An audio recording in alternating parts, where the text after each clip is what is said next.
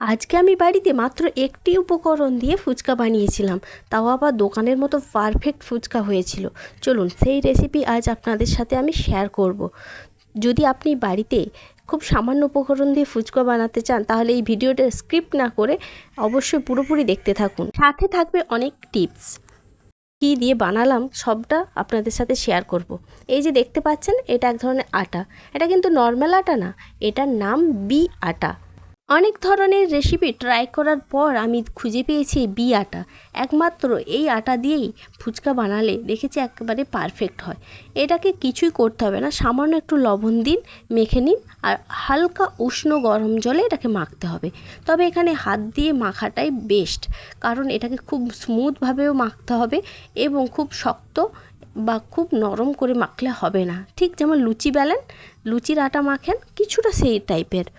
Minute 10 আমি হাতে করে ভালো করে মেখে নেওয়ার পর ছোট্ট ছোট করে কেটে নিয়েছি এবং হাতের সাহায্যে অল্প একটু ময়দা দিয়ে ভালো করে এটা করে দিচ্ছি, গোল গোল করে নিচ্ছি।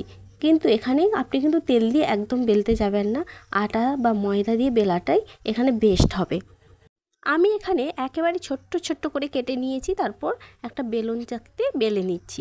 এটাকে একেবারে পাতলা করে বেলতে হবে, লুচির থেকেও অনেকটাই পাতলা, তাহলে এটা ভালোভাবে হবে। আর একটা টিপস থাকবে যে আপনারা এটাকে রুটির শেপে বেলে একটা কোনো চাকতি দিয়ে সুন্দরভাবে শেপ দিয়ে কেটে নিতে পারেন। তো আমি এখানে কড়াইতে তেল গরম করে চলে এসেছি এটাকে ভাজবো বলে। এখানে ভালো করে এটাকে ফুলিয়ে ভাজানোর জন্য একটু ভাসা তেল দিন এবং খুব ভালোভাবে তেলটা যখন গরম হয়ে যাবে আঁচটা একেবারে লো হিটে দিয়ে দিন। আর এখানে দেখতে পাচ্ছেন কতটা পাতলা বেলেছি আমি এই ফুচকাটাকে। এখানে আর অন্য কোনো কিছু করার নেই, শুধু একটা কথা মাথায় রাখতে হবে, আপনারা এই যে ফুচকাটা বেলে রাখছেন ঠিক থালার ওপর যেভাবে রেখেছেন, মানে নিচের দিকটা থালার, যেটা থালার সাথে স্পর্শ করে আছে সেই দিকটাই তেলে ছাড়বেন, আর ওপরের দিকটাই ওপরে রাখবেন। এই সামান্য একটু টিপস ফলো করবেন, দেখবেন সব কটা ফুচকা একেবারে পারফেক্টভাবে ফুলে উঠছে। আর আপনারা তো দেখতেই পাচ্ছেন চোখের সামনে এটা আমি মাখিয়ে আপনাদের সামনে বেলে ফোলাচ্ছি।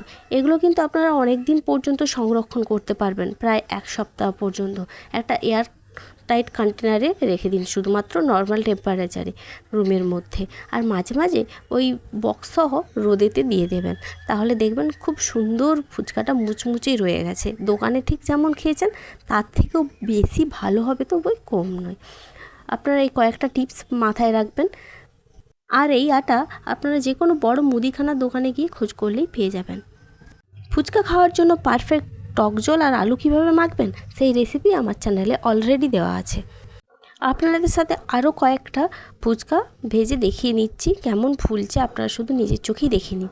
আর আমার এই বানানো রেসিপিগুলো আপনার যদি ভালো লেগে থাকে অবশ্যই চ্যানেলটাকে সাবস্ক্রাইব করে দিয়ে যাবেন, আরও নতুন নতুন ভিডিও আপলোড করলে সেই নোটিফিকেশানটা পাওয়ার জন্য।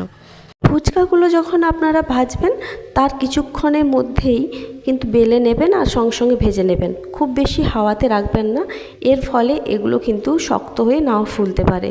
আর আমি এখানে এয়ারটাইট কন্টেনারে কতগুলো ফুচকা ভেজে রেখেছি আপনারা দেখতেই পাচ্ছেন।